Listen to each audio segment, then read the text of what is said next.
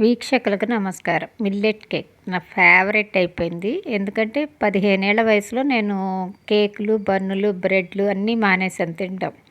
Vegetarian అయిపోయాననమాట 10థ్ క్లాస్‌లో ఉండంగా. అయితే అప్పుడప్పుడు వెజిటేరియన్ కేక్ అని స్విస్ క్యాసిల్ నుంచి కేక్ తీసుకొచ్చి పెడుతూ ఉంటారు.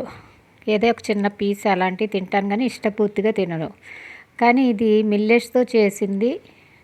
ఆ గోధుమ 30% మిల్లెట్స్ పౌడర్ ఉంటే ఒక 70% గోధుమ పిండి ఉంది. మైదా ఎక్కడా లేదనమాట.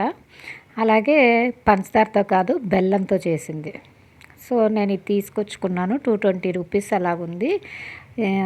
వెజిటేరియన్ కేక్ కాబట్టి తిన్నాను.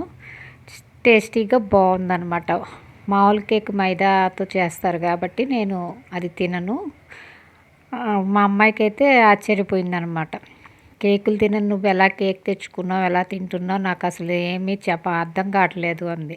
చెప్పాను నేను కేక్ ఎందుకు తిన్నంటే మైదా ఉంటుంది, కోడిగుడ్డు ఉంటుందని ఇది తినను. ఇదంతా మిల్లెట్స్తోనూ గోధుమ పిండితోనూ ఉంది. రెండు ఒంటికి మంచిది, ఆరోగ్యానికి. షుగర్ కూడా కంట్రోల్గానే ఉంటుంది. అందులోని పంచదార వేయలేదు, బెల్లం వేశారు అన్నాను. టేస్టీగా అంటే బెల్లంతో స్వీట్లు తినాలి, హెల్తీగా ఉండాలి అనుకునే వాళ్ళకి ఇది చాలా బాగుంటుందన్నమాట. నేను చాలా రోజుల నుంచి చూస్తున్నాను మిల్లెట్స్తో ఎవరైనా కేకులు, స్వీట్స్ చేస్తే బాగుండు అని. ఇదిగో ఈ మిల్లెట్స్ కేకు స్విస్ క్యాసిల్ వాళ్ళు తయారు చేశారు. 220 రూపీస్ తీసుకుని తెచ్చుకుని తిన్నాను. మొత్తం చాలా బాగుంది, ఆరోగ్యానికి కూడా మంచిది. వీడియో నచ్చితే తప్పకుండా లైక్, షేర్, ఫాలో, సబ్స్క్రైబ్.